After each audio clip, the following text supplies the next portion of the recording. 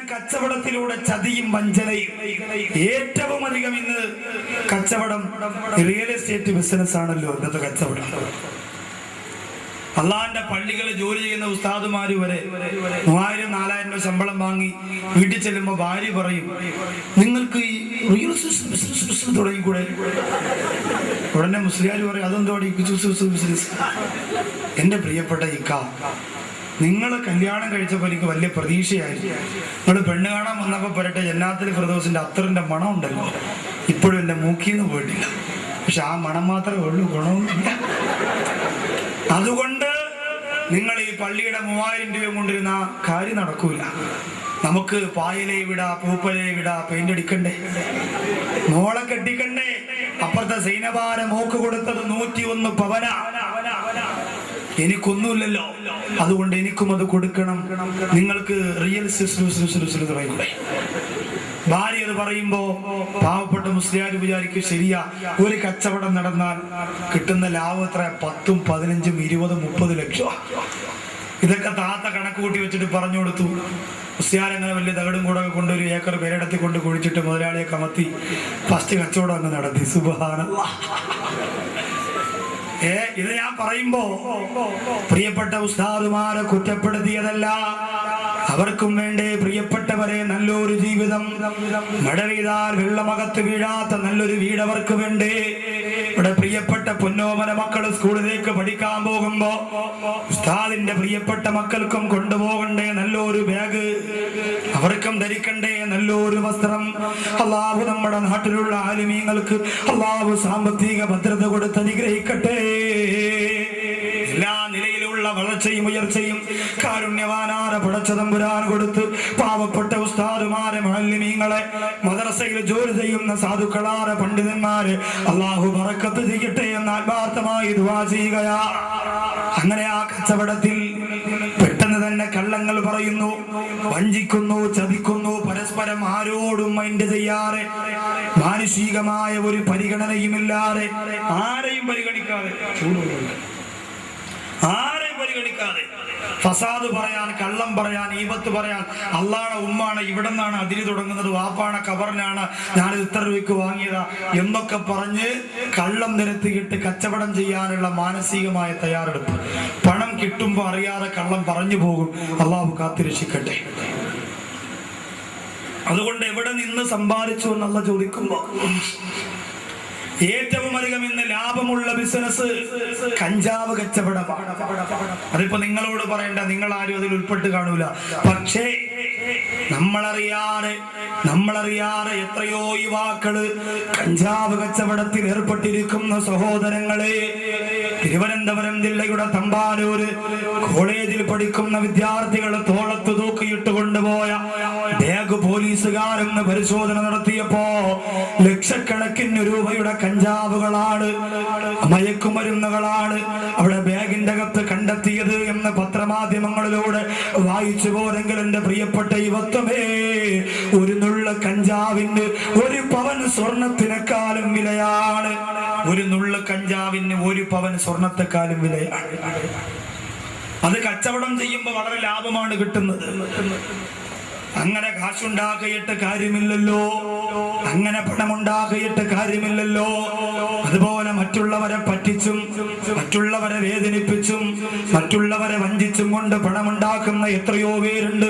എന്റെ പ്രിയമുള്ളവരെ, ആ കച്ചവടത്തിലൂടെ കിട്ടുന്ന കാശുണ്ടല്ലോ, 1 സെക്കൻഡ് കൊണ്ട് അല്ലാഹു പടച്ചതമ്പുരാനെ നശിപ്പിച്ച് കളയാ കഴിയുമെന്നുള്ള ബോധം നിനക്കുണ്ടാവണം. അല്ലാഹു കാത്തിരക്ഷിക്കട്ടെ.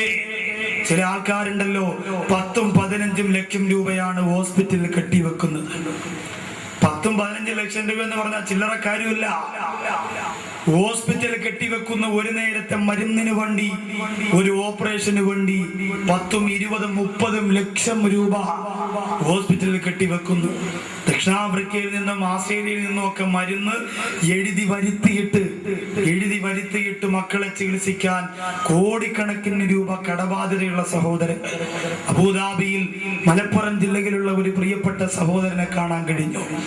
പ്രിയമുള്ളവരെ, വർഷങ്ങളായി വിദേശ രാജ്യത്ത് നിന്ന് കഷ്ടപ്പെടുന്ന സഹോദരൻ നല്ലതുപോലെ ഭക്ഷണം കഴിക്കാൻ അവസരം കിട്ടുന്നില്ല, നല്ല ഒരു വീട് വെച്ചിട്ടില്ല, ഭാര്യയും മക്കളെയും നല്ലതുപോലെ സന്തോഷിപ്പിക്കാനുള്ള അവസരം കിട്ടിയിട്ടില്ല.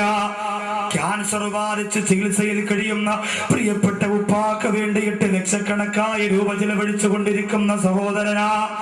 അവസാനം ആ സഹോദരൻ പറയുന്നു, ഉസ്താദേ, എന്റെ ഭാര്യ കരഞ്ഞാലും എന്റെ മക്കള് കരഞ്ഞാലും എനിക്ക് സങ്കടമില്ല. അവസാന സമയം വരെ എന്റെ ഉപ്പാക്ക് ക്യാൻസർ ആയതുകൊണ്ട് എന്റെ സമ്പാദ്യം മുഴുവനും എന്റെ പ്രിയപ്പെട്ട ഉപ്പാക്ക് കൊടുക്കണമെന്ന തീരുമാനത്തിലാണ്. കുറച്ചുകൂടി കസേരനോട് നീക്കണം. എല്ലാരും ഒന്നുകൂടി ഒന്ന് ഫ്രണ്ടിലോട്ട് നീങ്ങാം, അല്പം കൂടി വേഗമാവട്ടെ. ഇനി ഫ്രണ്ടിൽ നീങ്ങുമ്പോൾ ഏറ്റവും പുറകിലും നീങ്ങണം. മോഷണം നമ്മുടെ ചെറുപ്പക്കാർ കണ്ടെത്തിയിരിക്കുന്ന തൊഴിൽ. അടുത്ത സമയത്ത് പത്രത്തിലൂടെ കണ്ടില്ലേ, ATM കവർച്ച. 5 ചെറുപ്പക്കാരുടെ ഫോട്ടോ പത്രത്തിൽ കൊടുത്തിരുന്നു. മസിൽ കാരണം ബനിയനൊക്കെ പൊട്ടിപ്പോയി ചെയ്തമാര്. ഇതൊക്കെ ഇങ്ങനെ. എന്നിട്ട് എന്താ പ്രശ്നം? അവരോട് ചോദിച്ചു അത്രേ, ATM കവർച്ച നടത്താൻ നിങ്ങളെ പ്രേരിപ്പിച്ച കാര്യം എന്താ? അവര് പറഞ്ഞു, പണിയെടുക്കാനുള്ള മടിയാണ്, ജോലി ചെയ്യാൻ വയ്യ, അതുകൊണ്ട് ഇതാവുമ്പോ കുഴപ്പമില്ല, ആൾക്കാരിട്ടിരിക്കുന്ന കാശ്, ഒരുപാട് കാശ്. മാല വലിച്ചു പൊട്ടിക്കൽ. അതുപോലെ എന്റെ പ്രിയമുള്ളവരെ, പാതിരാ സമയങ്ങളിൽ കണ്ടില്ലേ ജ്വല്ലറികളുടെ 40 പവനും 50 പവനുമെല്ലാം രാത്രി സമയത്ത് ഭൂമി തുറന്ന് മോട്ടിച്ചു കൊണ്ടുപോകുന്ന പ്രത്യേകമായ കാലഘട്ടമാണ്. അല്ലാഹു ക്കട്ടെ. സഹോദരിമാരൊക്കെ ഉണ്ടല്ലോ, സഹോദരിമാര് വാദക്കാരുണ്ടോ? ഇവിടെ ഈ ഭാഗത്തുണ്ടല്ലേ. ഈ സഹോദരിമാരൊക്കെ ഇപ്പൊ AMSന്റെ പരിപാടി എത്ര വർഷം കൊണ്ട് നടക്കുന്നു? എത്ര സഹോദരിമാര് സ്വർണം കൊടുത്തിട്ടുണ്ടെന്ന് ചോദിച്ചാൽ വളരെ കുറച്ചായിരിക്കും. എന്നാലും അൽഹംദുലില്ലാഹ് മാന്യമായി 3, 4, 5 പെൺമക്കൾക്ക് എല്ലാ ചിലവും ഒരു 10 പവൻ സ്വർണമെങ്കിലും അവർക്ക് വേണ്ടി. ഇതൊരു സ്ത്രീധനത്തെ പ്രോത്സാഹിപ്പിക്കുന്നതാണ് എന്ന് നിങ്ങൾ ഒരിക്കലും പറയരുത്. അങ്ങനെ പറയും. കാരണം എന്തെന്നറിയോ? ഇത് സ്ത്രീധനത്തെ പ്രോത്സാഹിപ്പിക്കലല്ല. ഒരു നിവർത്തിയുമില്ലാത്ത ഒരു പെൺകുട്ടിക്ക് തന്റെ വീടിന്റെ അപ്പുറത്തെ സമ്പന്നയായ വീട്ടിലെ ഉമ്മയുടെ മോളെ കല്യാണം കഴിപ്പിച്ച് വിട്ടതുപോലെ അതുപോലെ ഒരു അവസരം നാട്ടിലുള്ള യുവാക്കളുടെ ഒത്തൊരുമ കൊണ്ട് കിട്ടുകയാണ്. സ്ത്രീധനത്തെ പ്രോത്സാഹിപ്പിക്കലല്ലത്, സ്ത്രീധനം കൊടുക്കലല്ലത്. അങ്ങനെ നിങ്ങൾ കരുതരുത്, ഒരിക്കലും അതല്ല. സ്ത്രീധനം എന്ന് പറയുന്നത് പാവപ്പെട്ടവർ തമ്മിലുള്ള ഇടപാടല്ല. അത് കുറച്ചുകൂടി മുകളിലോട്ട് പോകുമ്പോൾ നമുക്ക് കാണാം. അല്ലാഹു തആല മോശമായ കുടുംബ ബന്ധങ്ങളെ തൊട്ട് നമ്മെ കാത്തിരക്ഷിക്കട്ടെ. പ്രിയമുള്ള സഹോദരങ്ങളെ, എങ്ങനെ മോഷണത്തിലൂടെ, വഞ്ചനയിലൂടെ, ചതിയിലൂടെ സഹോദരിമാരെല്ലാ കയ്യിലും കഴുത്തിലും കാതിലും ഒരുപാട് ആഭരണങ്ങൾ ഇട്ടുകൊണ്ട് റോഡിലൂടെ പോകുമ്പോ ബൈക്കിൽ വരുന്ന 3 ചെറുപ്പക്കാര് സഹോദരിമാരുടെ നെഞ്ചത്തടിച്ചുകൊണ്ട് 10.5 പവന്റെ മാല പൊട്ടിച്ചു കൊണ്ടുപോകുന്നു. അവര് പറയുന്നു, എത്ര വലിയ ചെറുപ്പക്കാര് വന്ന് വലിച്ചാലും പൊട്ടാത്ത കനമുള്ള മാലയാ അച്ഛ വാങ്ങിത്തന്ന. ഈ മാല പൊട്ടാൻ കള്ളന്മാരുടെ കയ്യിൽ ഒരു മരുന്ന് തേച്ചാൽ മതി, അവര് പിടിക്കുമ്പോ അത് പൊട്ടിക്കോളും. അതാ പരിപാടി. അല്ലാതെ കള്ളന്മാര് ചുമ്മാ അല്ല കള്ളന്മാര്, അത് ജോലിയുണ്ട്. മാലയിൽ ഇങ്ങനെ പിടിക്കുമ്പോ അത് പൊട്ടുന്നതിനുള്ള പരിപാടി അവർക്കറിയാം. നിങ്ങൾ പരസ്പരം ഭാര്യയും ഭർത്താവ് അടികൂടുമ്പോ എത്ര വലിച്ചു പിടിച്ചാലും ചിലപ്പോ മാല പൊട്ടൂല. പക്ഷേ കള്ളന്മാർക്ക് അതിനുള്ള പാഠവുമുണ്ട്, അത് അവർക്കറിയാം. എന്നാലും കൊടുക്കൂല. ഇപ്പൊ മടത്തറ ഭാഗത്തൊരു പ്രിയപ്പെട്ട ഉമ്മാടെ കാതിലെ കമ്മലുണ്ടല്ലോ, ഇവിടം മുതൽ ഇവിടം വരെ ഇങ്ങനെ കൊരുത്ത് എന്താ അലിക്കത്ത് എന്നാണ് എന്റെ പേര്. എത്ര തവണ ഞാൻ ഇവിടെ വധു പറയാൻ പോയതാ. ഒരു റൗണ്ടെങ്കിലും ഊരി കൊടുത്തുവിടായിരുന്നു പള്ളിയുടെ അവധ് കെട്ടാനൊക്കെ. കൊടുക്കൂല. അവസാനം 3 പേര് ബൈക്കിൽ വന്നിട്ട്, ഈ 3 പേര് ബൈക്ക് വരുമ്പോഴേ നോക്കണം, പ്രശ്നമാണ്. കാരണം അമ്മ എന്തെന്നറിയോ, 3 പേര് വരണത് അബദ്ധത്തിൽ 1-2 പേര് അവിടെ ആയിപ്പോയാലും ബൈക്കും കൊണ്ട് ഒരാൾക്ക് രക്ഷപ്പെടാൻ അതിന് വേണ്ടിയിട്ടാ. 3 പേരെ വരോളൂ മോട്ടിക്കാൻ. അങ്ങനെ വന്നപ്പോ ഉമ്മാമാരടുത്ത് വെച്ചു, ഉമ്മാമ ഈ കൊല്ലായി പോകാനുള്ള വഴി അങ്ങോട്ടാ. മാമ പറഞ്ഞു, എന്തു മക്കളെ? അപ്പൊ ബാക്കിരിക്കണം പറഞ്ഞു, അങ്ങനെ തന്നെ പിടിച്ചോ മാമ, എളുപ്പമുണ്ട്. മാമ അങ്ങനെ കൈ വെച്ചിട്ട്, മക്കളെ എവിടെ പോവാനാടാ? ബാക്കിൽ നിന്ന് പറഞ്ഞു, അങ്ങനെ ഇരിക്കട്ടെ മാമ, അങ്ങനെ ഇരിക്കട്ടെ. കാതോടുകൂടി കണ്ടിച്ച് കൊടുത്ത് ഒറ്റ പോക്ക. കാരണം ഇത് പെട്ടെന്ന് ഊരിയെടുക്കാൻ പറ്റുന്ന സാധനമല്ല, അലിക്കത്ത്. കാതോടുകൂടി കൊണ്ടുപോയി. പ്രിയമുള്ളവരെ, ആലോചിക്കണം. നമ്മൾ എത്രയോ എളുപ്പമുള്ള മാർഗത്തിലൂടെ പണം സമ്പാദിക്കുന്നവരുണ്ട്. പ്രിയപ്പെട്ട ചെറുപ്പക്കാരൊക്കെ ചിന്തിക്കുന്നത് എന്തെന്നറിയോ? വീട് വെക്കുന്നില്ലടാ, വെക്കണം സാറേ, വിസ ശരിയായിക്കൊണ്ടിരിക്കുക. പെണ്ണ് കിട്ടുന്നില്ലടാ, പെട്ടെന്ന് സാറേ പാസ്പോർട്ട് എടുത്തിട്ടുണ്ട്. പെണ്ണ് കിട്ടണതിന് പാസ്പോർട്ട് എന്തിനാ, വീട് വെക്കണതിന് വിസ എന്തിനാ? ഇവന്റെ ധാരണ എന്താണെന്നറിയോ? മറ്റോ വീട് വെച്ചത് ദുബായി പോയിട്ട് വന്നപ്പോഴാ. അപ്പൊ അതുകൊണ്ട് എനിക്കും അവിടെ പോണം, ചെന്ന് ഇറങ്ങി കൊടുത്താൽ മതി. ചെന്നിറങ്ങാത്ത താമസമേ ഉള്ളൂ. പ്രിയമുള്ളവരെ, ഒരു 10 ദിവസം UAE-യുടെ 1-2 സ്ഥലങ്ങളിൽ ഒരു പരിപാടിയും സുഹൃത്തുക്കളുമായിട്ടുള്ള 1-2 യാത്രയും ചെയ്തപ്പോൾ കണ്ടു. പ്രിയമുള്ളവരെ, 40 പേർക്ക് കുളിക്കാൻ 1 കിണറും 1 ബാത്റൂമുമുള്ള ക്യാമ്പുകൾ കണ്ടു. സഹോദരിമാര് പറയുന്നത് എന്താ? എന്റെ ഇക്കാങ്ങ് ദുബായിൽ അറബിയിലെ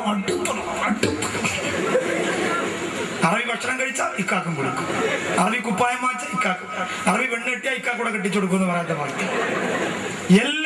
എല്ലാം ഗൾഫുകാരന്റെ ഭാര്യയാണെന്നുള്ള അഹങ്കാരത്തോടെ ഹൈഹീലിന്റെ ചെരിപ്പിട്ടുകൊണ്ട് മുടി സൈറ്റ് ചെയ്തുകൊണ്ട്, പ്രിയമുള്ള സഹോദരിമാരെ, ശരീരത്തിന്റെ പവർ പുറത്ത് കാണിച്ചുകൊണ്ട് കല്യാണ വീടുകൾ നിരങ്ങിത്തിമിർക്കുന്ന പ്രിയപ്പെട്ട പെങ്ങളെ, വിദേശ രാജ്യത്ത് കഷ്ടപ്പെടുന്ന നൂറുകണക്കാര ചെറുപ്പക്കാരന്റെ കണ്ണീരിൽ കുതിർത്ത ചരിത്രം നിങ്ങൾക്കറിഞ്ഞാൽ, ഗൾഫുകാരന്റെ ഒരു ഭാര്യ പോലും പിന്നെ സീരിയൽ കാണാ മനസ്സ് വെക്കൂല, അനാവശ്യമായ അന്യപുരുഷന്മാരുമായി ഫോണിലൂടെ സംസാരിക്കൂല, മോശമായ ശരീരം പ്രകടിപ്പിച്ചുകൊണ്ട് നടക്കൂല. അത്രയ്ക്ക് സങ്കടമാണ് പെങ്ങളെ വിദേശ രാജ്യത്ത് കഴിയുന്ന പല സഹോദരങ്ങളും അനുഭവിച്ചു കൊണ്ടിരിക്കുന്നത്. ചില ആൾക്കാരൊക്കെ സുഖിക്കുന്നുണ്ട്, രസിക്കുന്നുണ്ട്. അവർ അള്ളാഹുവിനെ തീരെ പേടിക്കാത്തവരുമുണ്ട്. അള്ളാഹു നമ്മുടെ നാട്ടിൽ നിന്ന് ഗൾഫിൽ കഴിയുന്ന പാവപ്പെട്ട സഹോദരങ്ങൾക്ക് എല്ലാ നിലയിലുള്ള വളർച്ചയും കൊടുക്കട്ടെ. ഒരു സഹോദരന്റെ ബേക്കറി ഉദ്ഘാടനത്തിന് പോയി. പേരെന്താ? അബ്ദുൽ മലിക്കുൽ ഗഫൂർ. ബേക്കറിയുടെ പേര് രുചി ബേക്കറി, തണൽ ബേക്കറി എന്നൊക്കെ കേട്ടിട്ട് ഞാൻ ചോദിച്ചു, എന്താ ഈ പേരിടാനുള്ള കാരണം? പാപ്പാടെ പേരാണ്. കൊള്ളാം, പാപ്പാടെ പേരിട്ട പപ്സൊക്കെ നിന്ന് കത്തു സാധന, അത്രയ്ക്ക് മണക്കത്ത വാപ്പ. പിന്നെ ഇത് ആരുടെ പേരാണ്? ഇത് ദുബായിലുള്ള എൻ്റെ ഒരു അറബിയുടെ പേരാണ്.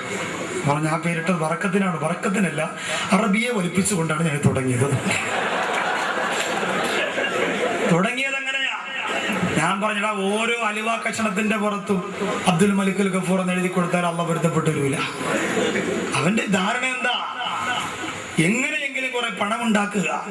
അതിനൊരുപാട് വഴികളുണ്ട് നമുക്ക്, അതിനൊരുപാട് എളുപ്പമാർഗങ്ങളുണ്ട്. പലിശയിലൂടെ, കള്ള് കച്ചവടത്തിലൂടെ, മോഷണത്തിലൂടെ, വസ്തു കച്ചവടത്തിൽ വഞ്ചന നടത്തുന്നതിലൂടെ, ചതി നടത്തുന്നതിലൂടെ ഉണ്ടാക്കിയ കാശുണ്ടല്ലോ, അത് പെട്ടെന്നൊരു മനുഷ്യന്റെ മനസ്സിന്റെ അകത്ത് കടന്നു കയറിയിട്ടവനെ മൃഗമാക്കുന്ന പണമാ.